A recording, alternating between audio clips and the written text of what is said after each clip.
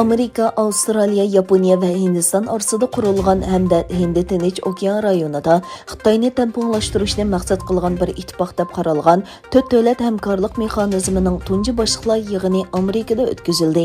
Amerika prezidenti Joe Biden, Hindiston bosh ministri Narendra Modi, Avstraliya bosh ministri Scott Morrison va Yaponiya bosh ministri Suga Yoshihide yig'indan keyin birlashma bayonot e'lon qilib, biz qonun bilan idora qilishni, yo'l boshlash va uchish erkinligini, talash-tortishlarni tinch hal qilishni, demokratik qimmat qarashi va boshqa davlatlarning zimin butunligini qo'g'daymiz dedi.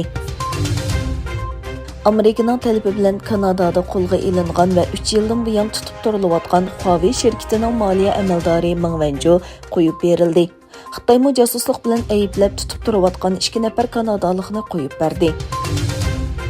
Norvegiya Ommaviy Sahiya instituti Xitoy virusi yuqumining butunlay kontrol qilinganligini, shunga barliq tadbirlarning bekor qilinganligini e'lon qildi.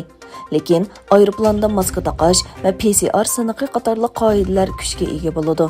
Bayonotda 18 yoshdan yuqorilarning 90.6%ning tunji vaksinani urg'izganligini, 2 vaksinani qabul qilganlarning nisbatining 83.8%ga yetganligini o'tirg'a qo'yilgan.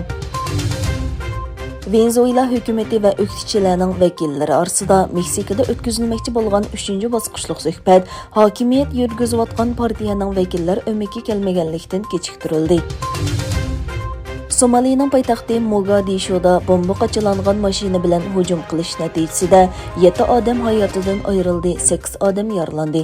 Gerçi hech kim bu hujumning javobgarligini ustiga olmagan bo'lsa-mu, ammo bu davlatdagi terrorlik tashkiloti Al-Shababning doim bexatarlik qismlari va puxra o'ltiraqlashgan rayonlarga qaratilgan hujumlarni ilib boradiganligi ma'lum. Germaniyada bugun 16 yillik Merkel davrini oxirlashtiradigan umumiy saylam o'tkazildi. 7. Birleşken Devletler Teşkilatı'nın 76. növbetlik umumiy yig'ini bilan paralel o'tkazilgan Birleşken Devletler Teşkilatı yuqori darajalik energiya dialogi boshliqlar yig'inida bir guruh davlat rahbarlari va shirkatlar klimat o'zgarishiga qarshi turib qayta hosil bo'ladigan va pokiz energiyaning ishlatilishini ilgari surish uchun $400 milliard mablag' selishga va'da berdi.